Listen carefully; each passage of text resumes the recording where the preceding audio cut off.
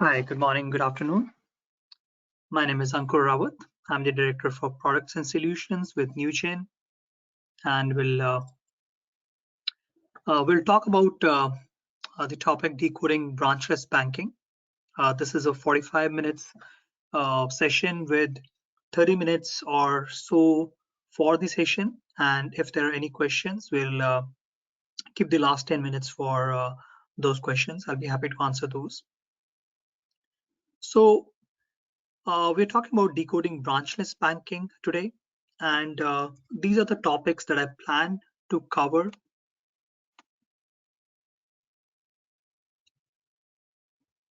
So first of all, who are the customers and what do these customers want? Okay, so we'll talk about the needs of various customers and different type of profiles that you have.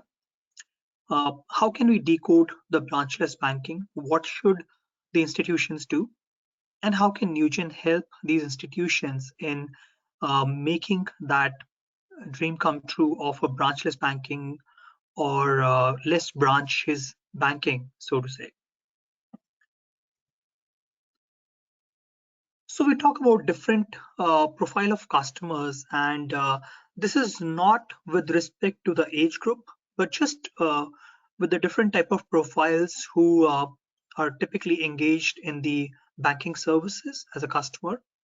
So we're talking about, Sarah, Mia, Zoe on the top left. Typically the Gen Z profile, single, digital savvy, okay, and really comfortable with the digital way of doing things, whether this is social media or other channels. And they really do not differentiate the financial services from a retail uh, company or an entertainment company like Netflix, Amazon. So they are expecting exactly same kind of experience, same kind of engagement with the banks and the financial institutions as well. Then we have David on the top right, in late 40s, affluent, ambitious, values time, values the time and expects the institutions also to do the same. And while David has grown up with the traditional way of banking and he trusts the traditional bank, but with the time and with the lifestyle he has, he prefers a digital banking rather than going to the branches, which would really invest into his time. Then we talk about Sophia, in early 30s, single working mom, financially independent and smart shopper. So she manages her time judiciously between her responsibilities and other activities, including obviously managing her finances through banking. And she expects to transact digitally almost always because she prioritizes efficiency and experience over the branch experience that the institutions provide. And then there are the regular customers like Kevin and Chloe, a typical family with a couple of kids, future conscious, careful with the finances, and they do a lot of research before making any decisions. So even if they are going to take a loan or apply for a product, they would really go through all the other institutions online before selecting your institution. Okay, and while human touch helps in building their confidence, typically with such age group and the profile of customers, they hardly find time to physically visit the branches and transact in the branches. Now these are the different profile of customers. Obviously there are the minors, there are the senior citizens who also engage, who also visit the branches. But we'll just talk about what these customers want and why it is important for us to understand and decode the branchless banking paradigm. Now, this is a study a bit old but still relevant. The numbers are not startling, but still relevant in the context of the topic that we are discussing. So first of all, the customers want digital, and that is something which has been a trend for the last 4 years. Uh, if we talk to the clients or the banks, for them, for the last 4 years, the primary priority for them has been the online account opening or the digital channels. Okay, now this is still validated with these numbers. So as many as 70% of checking account applicants and 80% of credit card applicants prefer digital. Okay, similarly, 40% of customers prefer online for even the banking services which they may avail after opening the account. So while the preference for the new applications or new product is digital, even the trend for managing the banking services like updating the address or updating the phone number, those are also preferred online by almost 40% of customers, and this number is increasing. This percentage is gradually increasing. 27% of customers would likely consider a branchless digital bank if they were to switch from their current bank. Now, we do understand that typically loyal customers would manage their accounts for a long time with institutions, but if there was ever a switch for these customers, a lot of them would also want to go to a branchless digital bank. And we'll talk about digital banks as well. So typically the percentage of digital banks in US as of now is very little percent. The numbers are less than 100, but this is growing, and the customer base is also feeling more comfortable with these direct banks or digital banks. Finally, another data point from one of the studies done, and I'll share the references towards the end. But another study done, and the results were interesting. So natively, the digital or the branchless banks or the direct banks, as we call them, and this was in UK, but I'm sure the number also is similar in US. So they scored as high as 88% on the customer satisfaction surveys or research done in 2019, while the global top 50 traditional banks scored 70% and the regional banks scored 59%. Okay. Now, obviously, this does not really mean that one of direct banks are better than the traditional banks, but really the point here is that if they are they do not have the burden of managing those branches, managing the workload and the expenses, they have more time and funds to invest into the customer experience when they go digital. Okay, so whether this is to initially apply for a product or manage their services online, so everything is focused around the customer experience, which is critical to a success of any institution. Okay. Now, secondly, with another survey done by Pace in 2019, when the applicants or customers were asked what are the most important attributes while choosing a bank, okay, 82% cited safety and security of transactions as an important factor. Okay, now obviously this is the highest ranking parameter, and rightly so, because obviously when it comes to money, the customers and the applicants want their money to be safe and secure. So we do understand that, and it's rightly so they're on the top. Trustworthiness was also a close second. But if you look at the next 4 items in that list, okay, it is all around the customer experience, access and control on finances, ability to transact anytime, anywhere, and the ability to transact through their channel of choice. So what we're really looking at is the convenience and the experience is also coming up gradually as a top priority for these customers. Okay, so they are valuing the experience that they get initially as well as throughout their life cycle. They want to have the total control of their finances rather than having to visit a branch. They should be able to do that anywhere, anytime. And through their channel of choice. So while they would like to do it digitally, if they choose to visit a branch, they should be able to do that as well.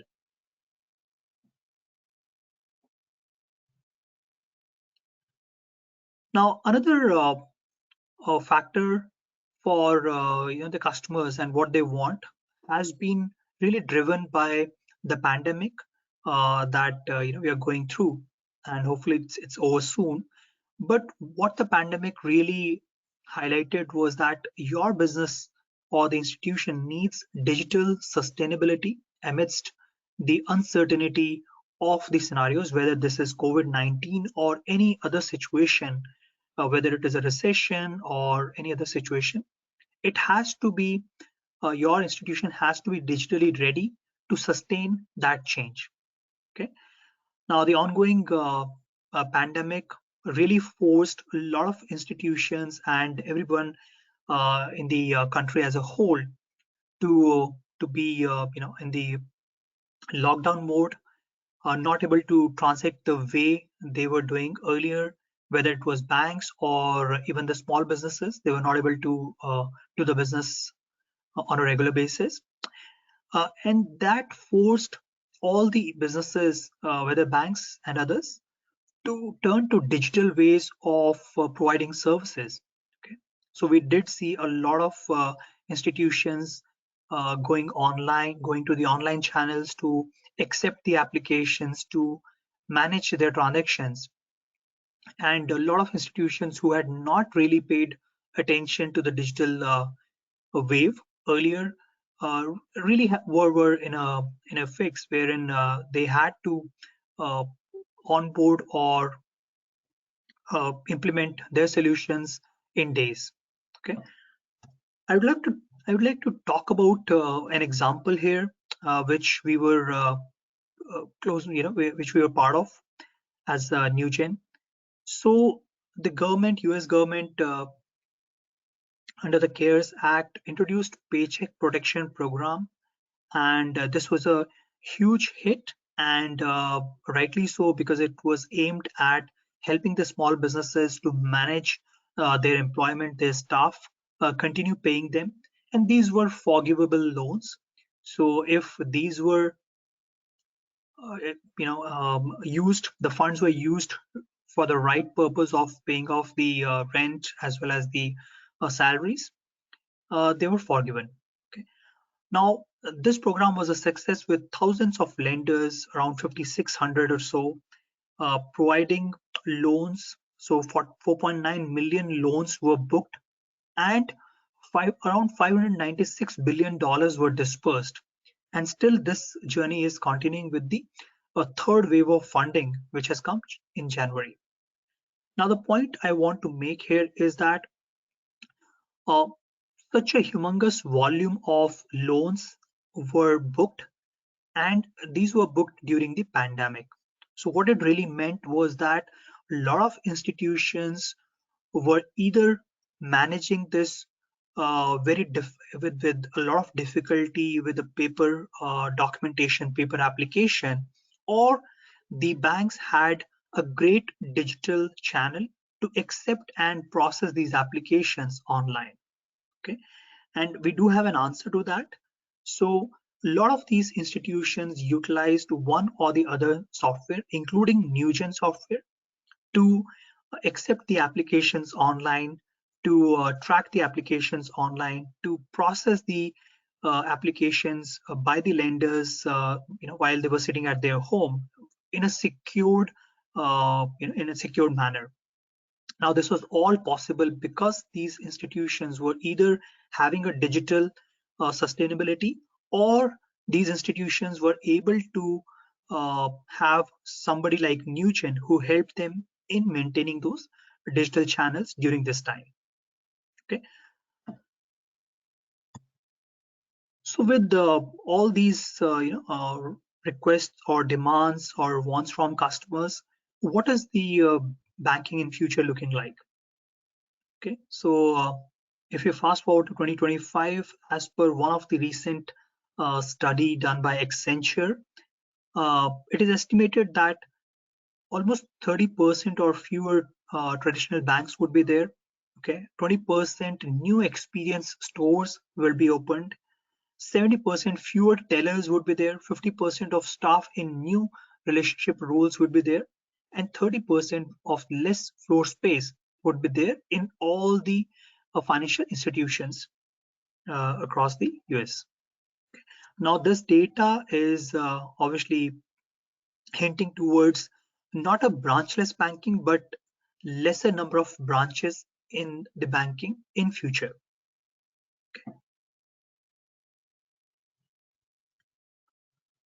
Okay, so as we already discussed, are the branches going to disappear? So the simple answer could be no, but why? The question that we should ask is why the branches cannot disappear. First and foremost, despite the efficiency and speed of digital channels, the online channels for the customers, the convenience for the customers, there are always times when the customers, your members would want to have the human touch, the physical presence to reinforce or reaffirm their trust, or just to engage with their institution in this channel. So that's obviously first reason why branches cannot disappear. The customers will always value the physical and the human touch whenever required. Now, the second most important factor, as per me, is that Gen Z, Generation Z, which is all the citizens born during this time frame, 1997 to 2012, they love branches, and this was a surprising insight for me as well, because assuming that all the kids nowadays, all the future new generations, with the kind of exposure they have on technology, they would probably want to bank or transact with the institutions digitally. However, this, as per one of the reports, was found out that the Gen Z loves the branches. They visit branches more often than all the other generations. Okay, now this could be based on multiple reasons. So one is that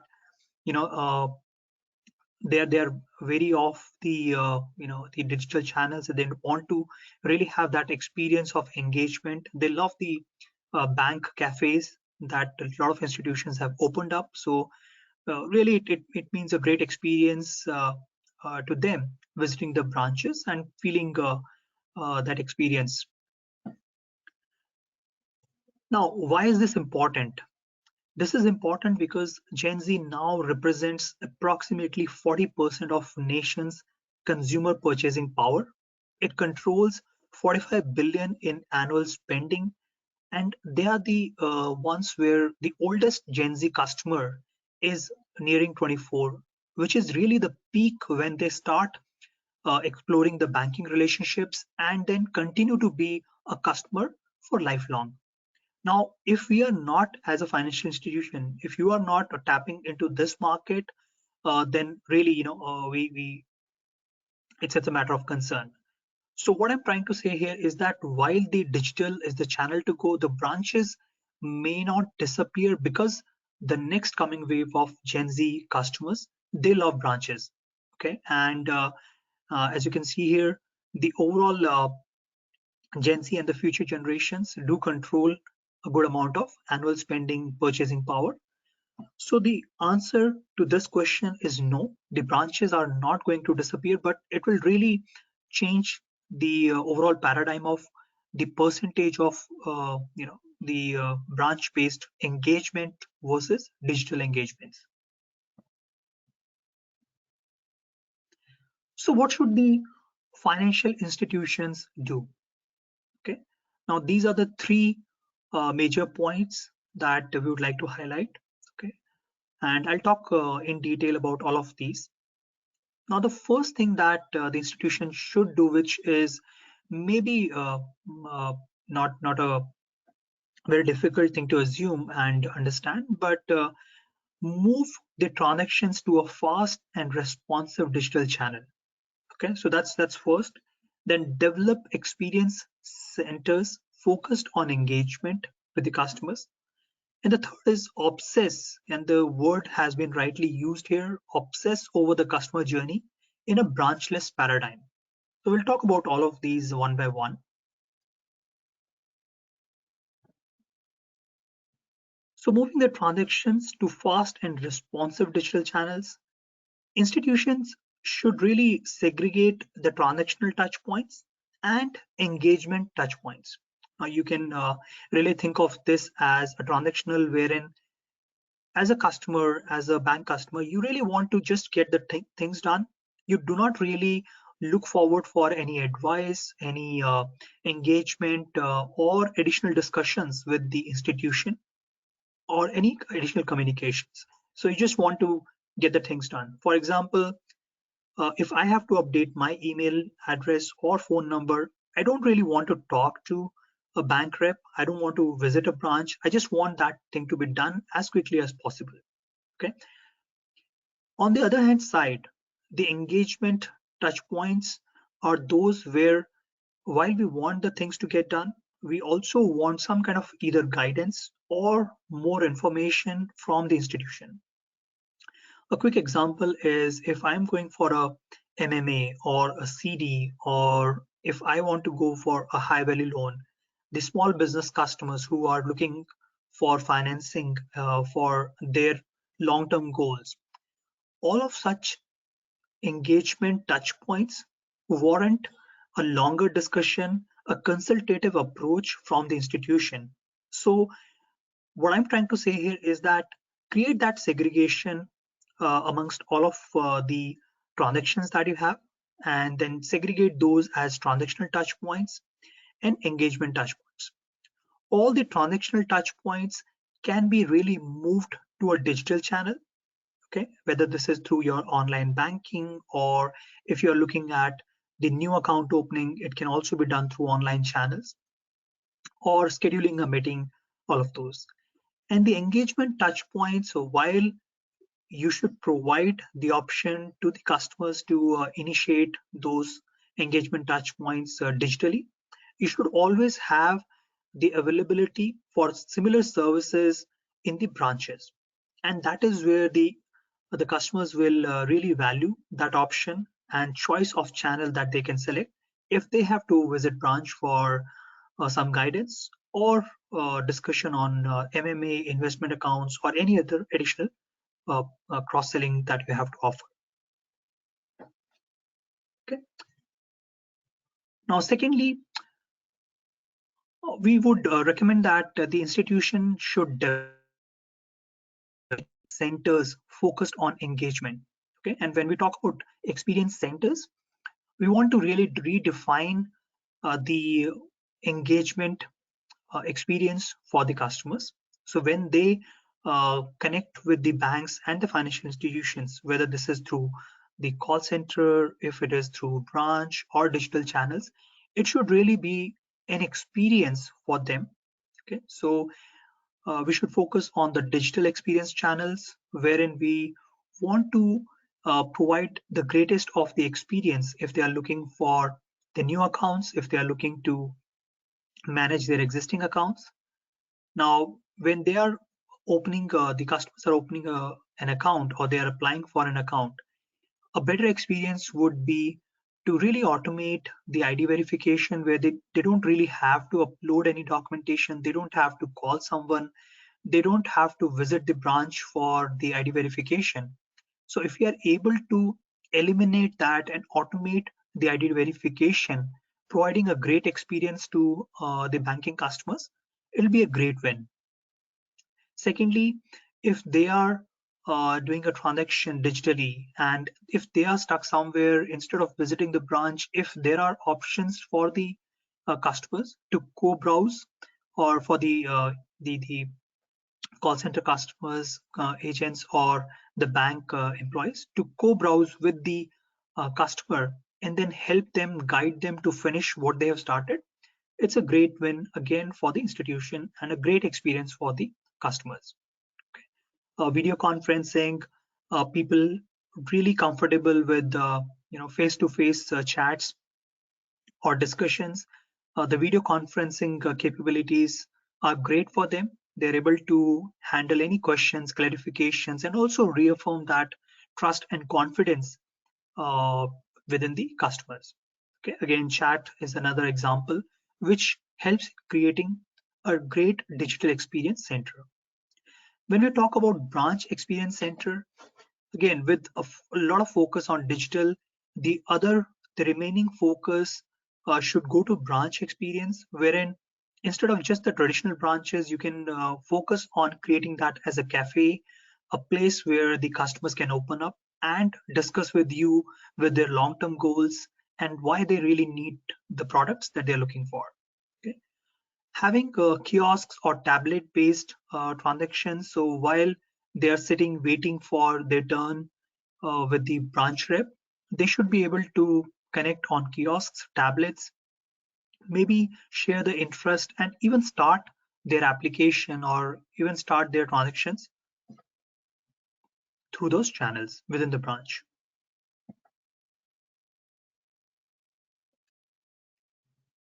The third and the final uh, comment from Newgen's side is that the banks should obsess over the customer journey in a branchless paradigm. Okay. Now, obviously, from the last 5 to 10 years, the customer centricity has been one of the core fundamental pillars of any institution, whether this is bank or otherwise. But what we are really highlighting here is that with a new lens of branchless paradigm, the institution should really obsess over the customer journey. So this includes continuously innovating how they're able to provide a great experience to the customers.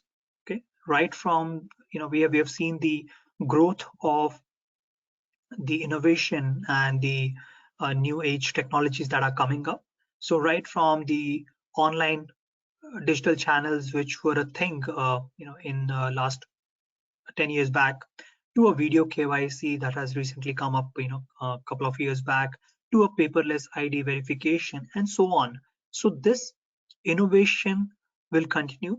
And while the institutions are not innovating the technologies, they're really implementing these and enrolling these within their infrastructure. Similarly, you can always innovate on your product line, which is very specific to the institutions. Now look at the speed of execution. While you may want to add frills and the additions on the customer experience, how quickly do you execute is it is of great importance. Again, I'll take an example of the Paycheck Protection program. The institutions who did not have any solution, Newgen was able to really roll out the solution for them within a couple of days, 2 to 3 days. And that is the speed of execution which the institutions can look forward to. This really comes with a low code, agile platform in the technology. And again, you should go beyond the customer onboarding or account opening. So not just providing a digital channel for account opening, that's not enough. For all the other services, for all the other engagements, you need to also maintain that experience and customer centricity, whether it is account maintenance or cross-selling options. So everything has to be centered around the customers and their experience. Okay. So we have talked enough of what should institutions do as per our experience, and let's talk about how Newgen can help here. So we have the digital channels for online account opening, online loan applications, which ensures that the first impression of the customers for your institution is great experience. Okay, so we have an entire journey automated right from omni-channel initiation, gathering the information for these customers in a very seamless fashion, not really putting a lot of pressure on the customers to fill in the data, ensuring that they select the right products automatically, asking the questions and providing right fit products, ensuring that they do not really have to wait unless and until it is really required. So they should not wait for account to be opened. So we have integrations into multiple systems, which allows us to verify the ID instantaneously and open the accounts after a quick funding. So the entire process is as seamless as possible with a Newgen system for account opening. Now, even beyond the account opening, what we recommend is adopting digital for continuous customer engagement. So if you are sending them a thank you email or a status check email after a couple of weeks of account opening, or if you are sending them emails for cross-selling, everything has to be focused on a digital journey. So select digital, adopt digital for cross-selling, run it through the rules for your existing customers, and also maintain have a digital experience for account maintenance. So whether this is through your online banking experience, or if they are calling up the customer care, or if they are visiting the branches, everything can also be handled through digital channels. Okay. So that was it from my side. I hope I've been able to add value and some insights on the branchless banking paradigm. Uh, from Newgen perspective, I would like to conclude that, as we mentioned earlier, that we are not really looking at a branchless banking. We are really looking at a less branch model with more focus on the customer experience and engagement going forward. So I'll open this to any questions that you may have.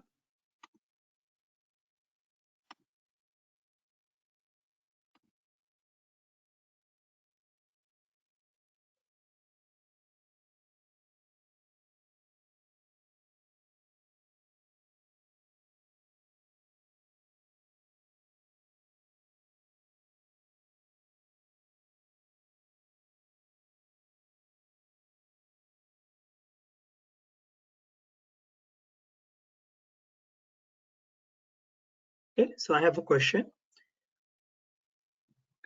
So is it relevant for even a small business, a small bank, for having a branchless banking journey? So that's a good question. So what I would really say is that typically we have seen that for the institutions, for the banks who take pride in the physical touch, who take pride in knowing their customers by name, we have seen that their secret sauce is engagements and the physical touch with their customers. Okay.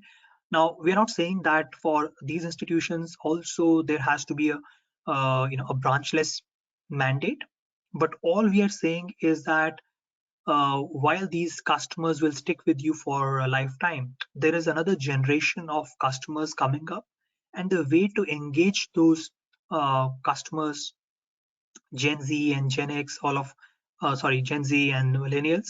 So it is important to have that option of digital channels rather than focusing only on a branch banking. And we understand that you take pride in knowing the customers, but this is something which I would say is a matter of survival in future rather than just a new frill that has to be added. Okay.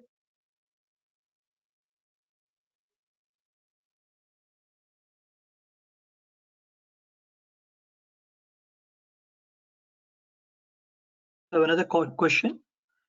So what are the cost savings of a branchless banking initiative? Now, while that's a very valid question, I would like to change the frame of reference here.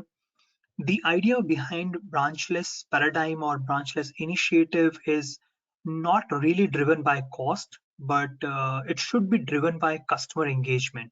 Okay. Now, obviously, if you cut short on few branches, there are surely savings on the manpower, on the real estate, all of those. So that is a byproduct of such initiatives. But the idea is to invest those savings back into the digital channels and ensure that the core objective for the branchless banking is met.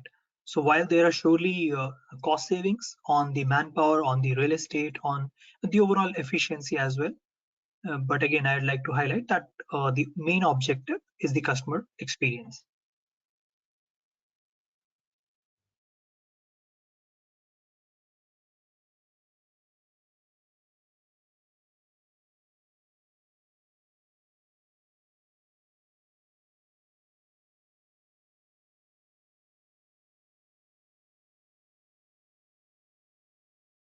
I have another question.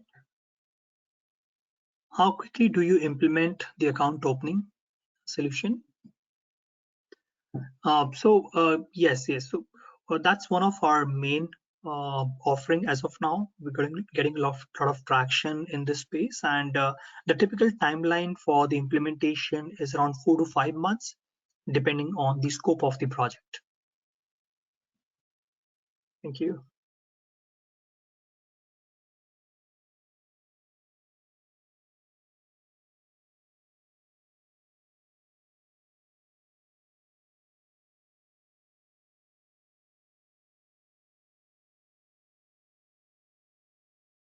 Okay, I think we have these questions. Unless and until anyone has any question, we can close the session today.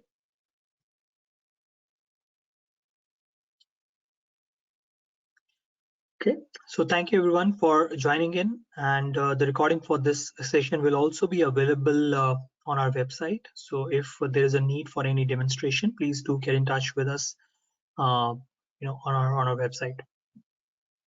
Thank you. Have a great day.